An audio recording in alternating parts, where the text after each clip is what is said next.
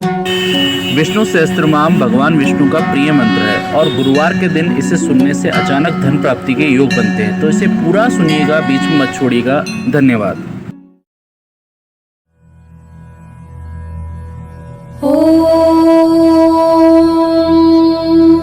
विश्वं विष्णुर्वषट्कारो भूतभव्य भवत्प्रभुः भूतकृद्भूतभृद्भावो भूतात्मा भूतभावनः भूतात्मा परमात्मा च मुक्तानां परमा गतिः अव्ययः पुरुषः साक्षी क्षेत्रज्ञोऽक्षर एव च योगो योगविदां नेता प्रधानः पुरुषेश्वरः नारसिंहः वपुः श्रीमान् केशवः पुरुषोत्तमः सर्वः सर्वशिवस्थाणुर्भूतादिर्निधिरव्ययः सम्भवो भावनो भर्ता प्रभवः प्रभुरीश्वरः स्वयंभू शम्भुरादित्यः पुष्कराक्षो महास्वनः अनादिनिधनो धाता विधाता धातुरुत्तमः अप्रमेयो ऋषिकेशः पद्मनाभो प्रभुः विश्वकर्मा मनुस्त्वष्टा स्थविष्ठस्थविरो ध्रुवः अग्राह्यः शाश्वतः कृष्णो लोहिताक्ष प्रतर्दनः प्रभुतस्त्रिककुब्धाम पवित्रं मङ्गलं परम् ईशानः प्राणद प्राणो ज्येष्ठः श्रेष्ठः प्रजापतिः हिरण्यगर्भो भूगर्भो माधवो मधुसूदनः ईश्वरो विक्रमी धन्वी मेधावी विक्रमक्रमः अनुत्तमो दुराधर्ष कृतज्ञ कृतिरात्मवान् सुरेशः शरणं शर्म विश्वरेता प्रजाभवः अह संवत्सरो व्याल प्रत्ययः सर्वदर्शनः अजः सर्वेश्वरः सिद्धिः सिद्धि सर्वादिरच्युतः वृषा कपिरमेयात्मा सर्वयोग विनिश्रुतः वसुर्वसुमना सत्यः समात्मा समितः समः अमोघ पुण्डरीकाक्षो वृषकर्मा वृषाकृतिः रुद्रो बहुशिरा बभ्रुर्विश्वयोनिः शुचिश्रवाः अमृतः शाश्वतस्थाणुर्वरारोहो महातपाः सर्वगः सर्वविद्भानुर्विश्वक्सेनो जनार्दनः वेदो वेदविदव्यङ्गो वेदाङ्गो वेदवित् कविः लोकाध्यक्षः सुराध्यक्षो धर्माध्यक्षः कृताकृतिः चतुरात्मा चतुर्व्यूहश्चतुर्दंष्ट्रश्चतुर्भुजः ब्राजिष्णुर्भोजनं भोक्ता सहिष्णुर्जगदादिजः अनघो विजयो जेता विश्वयोनिः पुनर्वसुः उपेन्द्रो वामनः प्रांशुरमोघः शुचिरूर्जितः अतीन्द्रः सङ्ग्रहः सर्गो धृतात्मा नियमो यमः वेद्यो वैद्यः सदा योगी विरहा माधवो मधुः अतीन्द्रियो महामायो महोत्साहो महाबलः महाबुद्धिर्महावीर्यो महाशक्तिर्महाद्युतिः अनिर्देश्य वपुः श्रीमान् अमेयात्मा महाधृदिक् महेश्वासो महीभर्ता श्रीनिवासः सतां गतिः अनिरुद्धः सुरानन्दो गोविन्दो गोविदाम्पतिः मरीचिर्दमनोहंसः सुपर्णो भुजगोत्तमः हिरण्यनाभः सुतपा पद्मनाभः प्रजापतिः अमृतः सर्वधृक्सिंहः सन्धाता सन्धिमान् स्थिरः अजो दुर्मशनः शास्ता विश्रुतात्मा सुरारिहा गुरुर्गुरुतमो धामः सत्यः सत्यः पराक्रमः निमिषो निमिषस्रग्वी वाचस्पतिरुदारधीः अग्रणीर्ग्रामणी श्रीमान् न्यायो नेता समीरणः सहस्रमूर्धा विश्वात्मा सहस्राक्षः सहस्रपात् आवर्तनो निर्वृत्तात्मा संवृतः सम्प्रमर्दनः अह संवर्तको वह्निरनिलो धरणीधरः सुप्रसाद प्रसन्नात्मा विश्वधृग् विश्वभृग् विभुः सत्कर्ता सत्कृतः साधुर्जह्नुर्नारायणो नरः असंख्येयो प्रमेयात्मा विशिष्टः शिष्टकृच्छुचिः सिद्धार्थः सिद्ध संकल्पः सिद्धिः सिद्धि साधनः वृषाही वृषभो विष्णुर्वृषपर्वा वृषोदरः वर्धनो वर्धमानश्च विविक्तः श्रुतिसागरः सुभुजो दुर्धरो वाग्मी महेन्द्रो वसुदो वसुः नैकरूपो बृहद्रूपः शिपिविष्ट प्रकाशनः ओजस्तेजोद्युतिधर प्रकाशात्मा प्रतापनः ऋद्धस्पष्टाक्षरो मन्त्र चन्द्रांशूर्भास्करद्युतिः अमृतांशूद्भवो भानुः शशबिन्दुः सुरेश्वरः औषधं जगतस्तेतु सत्यधर्म पराक्रमः भूतभव्य भवन्नाथ पवनः पावनो नलः कामः कामकृत्कान्तः कामः कामप्रद प्रभुः युगादिकृद्युगावर्तो नैकमायो महाशनः अदृश्यो व्यक्तरूपश्च सहस्रजिदनन्तजित् इष्टो विशिष्ट शिष्टेश्च शिखण्डी नहुषो वृषः क्रोधः क्रोधकृत्कर्ता विश्वबाहुर्महीधरः अच्युत प्रतिद प्राण प्राणदो वासवानुजः अपान्निधिरधिष्ठानम् अप्रमत्त प्रतिष्ठितः स्कन्द स्कन्दधरो धुर्यो वरदो वायुवाहनः वासुदेवो बृहद्भानुरादिदेवः पुरन्दरः अशोकस्तारणस्तारः शूरः शौरी जनेश्वरः अनुकूलशतावर्त पद्मी पद्मनिभीक्षणः पद्मनाभो रविन्दाक्ष पद्मगर्भः शरीरभृत् महर्दिरुद्धो वृद्धात्मा महाक्षो गरुडध्वजः अतुलशरभो भीमः समयज्ञो हविर्हरिः सर्वलक्षणलक्षण्यो लक्ष्मीवान् समितिञ्जयः विक्षरोहितो मार्गो हेतुर्दामोदरः सहः महीधरो महाभागो वेगवानमिताशनः उद्भवक्षोभणो देवक्षीगर्भः परमेश्वरः करणं कारणं कर्ता विकर्ता गहनो गुहः व्यवसायो व्ययस्थानः संस्थानस्थानदो ध्रुवः परर्धि परमस्पष्ट तुष्ट पुष्ट शुभेक्षणः रामो विरामो विरतो मार्गो नेयो नयो नयः विरशक्तिमतां श्रेष्ठा धर्मो धर्मविदुत्तमः वैकुण्ठ पुरुष प्राण प्राणद प्रणव पृतुः हिरण्यगर्भ शत्रुघ्नो व्याप्तो वायुरधोक्षजः ऋतु सुदर्शन काल परमेष्ठी परिग्रहः अग्र संवत्सरो दक्षो विश्रामो विश्वदक्षिणः विस्तारस्थावरस्थानं प्रमाणं बीजमव्ययम् अर्थोऽनर्थो महाकोशो महाभोगो महाधनः अनिर्विण्णस्थविष्ठो भूर्धर्मयूपो महामखः नक्षत्रनेमि नक्षत्री क्षम क्षामः समीहनः यज्ञयुज्यो महेज्यश्च क्रतुसत्रं सताङ्गतिः सर्वदर्शी विमुक्तात्मा सर्वज्ञो ध्यानमुत्तमम् सुव्रतः सुमुखः सूक्ष्मः सुघोषः सुखदः सुहृत् मनोहरो जितक्रोधो वीरबाहुर्विदारणः स्वापनः स्ववशो व्यापी नैकात्मा नैककर्मकृत् वत्सरो वत्सलो वत्सी रत्नगर्भो धनेश्वरः धर्मगुप् धर्मकृत् धर्मी सदसक्षरमक्षरम् अविज्ञाता सहस्रांशूर्विधाता कृतलक्षणः गभस्तिनेमि सत्त्वस्तः सिंहो भूतमहेश्वरः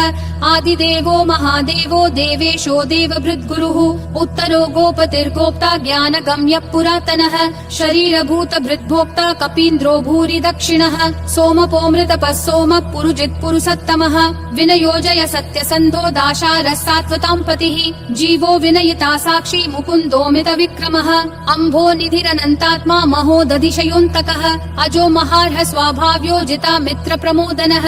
आनन्दो नन्दनो नन्दः सत्य धर्मा त्रिविक्रमः महर्षि कपिलाचार्य कृतज्ञो मेदिनी पतिः त्रिपदस्त्रिदशाध्यक्षो महाशृंग कृतान्तकृत् महावराहो गोविन्द सुषेण कनकाङ्गदी गुह्यो गभीरो गहनो गुप्तश्चक्र गदाधरः वेधा स्वाङ्गोजित कृष्णो दृढ संकर्षणोच्युतः वरुणो वारुणो वृक्ष पुष्कराक्षो महामनाः भगवान् भगहानन्दी वनमाली हलायुधः आदित्यो ज्योतिरादित्य सहिष्णुर्गति सत्तमः सुधन्वाखण्ड परशुर्दारुणो द्रविणप्रदः दिवस्पृक् सर्वदृग्व्यासो वाचस्पतिरयोन्निजः त्रिसामासामगः सामन्निर्वाणम् भेषजम् भिषक् सन्न्यासकृच्छमः शान्तो निष्ठा शान्ति परायणम् शुभाङ्गः शान्तिदिसृष्टा कुमुदः कुवलेशयः गोहितो गोपतिर्गोप्ता वृषभाक्षो वृषप्रियः अनिवर्ति निवृत्तात्मा संक्षेप्ता क्षेमकृच्छिवः श्रीवत्सवक्षा श्रीवास श्रीपति श्रीमताम्बरः श्रीध श्रीश श्रीनिवास श्रीनिधि श्रीविभावनः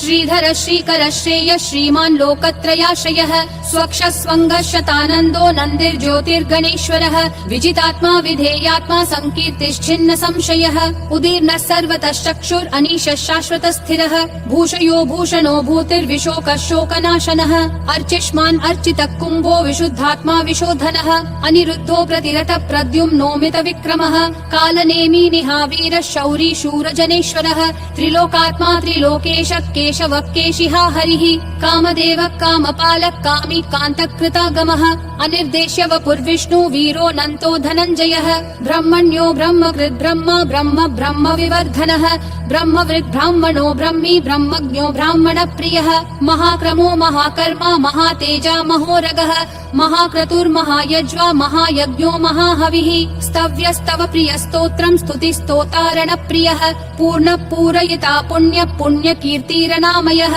मनोजवस्तीर्थकरो वसुरेता वसुप्रदः वसुप्रदो वासुदेवो वसुर्वसुमना हविः सद्गति सत्कृति सत्ता सद्भूति सत्परायणः शूरसेनो यदुश्रेष्ठः सन्निवासः सुयामुनः भूतावासो वासुदेवः सर्वासु निलयो नलः दर्पहा दर्पदो दुप्तो दुर्धरोऽथा पराजितः विश्वमूर्तिर्महामूर्तिर्दीप्तिमूर्तिरमूर्तिमान् अनेकमूर्तिरव्यक्तः शतमूर्तिर्शताननः एको नैकः स वक्कः किं यत्तत् पदमनुत्तमम् लोकबन्धुर्लोकनाथो माधवो भक्तवत्सलः सुवर्णवर्णो हेमाङ्गो वराङ्गश्चन्दनागदी वीरः विषमशून्यो घृता क्षीरशलश्चलः अमानीमानदो मान्यो लोकस्वामी त्रिलोकधृक् सुमेधा मेधजो धन्यः सत्यमेधाधराधरः तेजो वृषोद्युतिधरः सर्वशस्त्रभृताम्बरः प्रग्रहो निग्रहो व्यग्रो नैकशृङ्गो गदाग्रजः चतुर्मूर्तिश्चतुर्बाहुश्चतुर्व्यूहश्चतुर्गतिः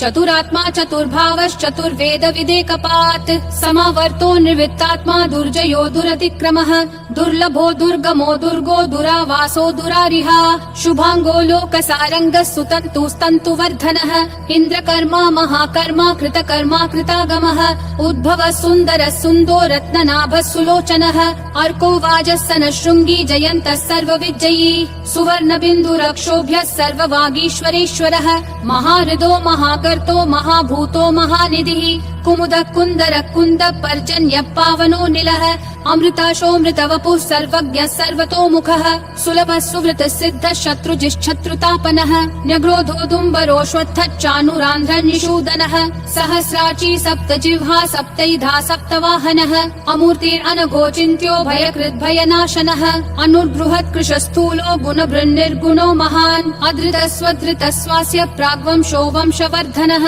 भारभृत्कथितो योगी योगिशः सर्वकामदः आश्रमः श्रमणः श्रामः सुपर्णो वायुवाहनः धनुर्धरो धनुर्वेदो दण्डो दमयिता दमः अपराजितः सर्वसहो नियता नियमो यमः सत्त्ववान् सात्विकः सत्यः सत्यधर्मपरायणः अभिप्राय प्रियार्होर्ह प्रियकृत् प्रीतिवर्धनः विहाय सगतिर्ज्योतिर्सुरुचिर्हुतभुग्विभुः रविर्विरोचनः सूर्यः सविता रविलोचनः अनन्तो हुतभुग्भोक्ता सुखदो नैकजोग्रजः अनिर्विन्नः सदा मर्षि लोकाधिष्ठानमद्भुतः सनातनतमः कपिलः कपिरव्ययः स्वस्तिदः स्वस्तिकृत् स्वस्ति स्वस्ति भुक् स्वस्ति दक्षिणः अरौद्रः कुण्डली चक्री विक्रम यूर्जित शासनः शब्दातिगः शब्दसः शिशिरः शर्वरीकरः अक्रूरपेशलो दक्षो दक्षिणक्षमिनाम्बरः विद्वत्तमो वीतभयः पुण्यः श्रवणकीर्तनः उत्तारणो दुष्कृतिः पुण्यो दुःस्वप्ननाशनः वीरः रक्षणः सन्तो जीवनः पर्यवस्थितः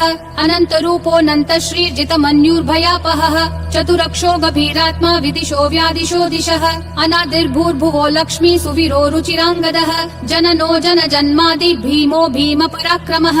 आधार निलयो धाता पुष्पहास प्रजागरः ऊर्ध्वगः सत्पथाचार प्राणद प्रणवप्पनः प्रमाणम् प्राणनिलय प्राणभृत् प्राणजीवनः तत्त्वम् तत्त्वविदेकात्मा जन्म मृत्युजरातिगः भूर्भुवः स्वस्तरुस्तारः सविता प्रापितामहः यज्ञो यज्ञपतिर्यज्वा यज्ञागो यज्ञवाहनः यज्ञभृद्यज्ञकृत्यग्नि यज्ञभुग्यज्ञसाधनः यज्ञातकृत्यज्ञगुह्यामन्नमन्नादयेव च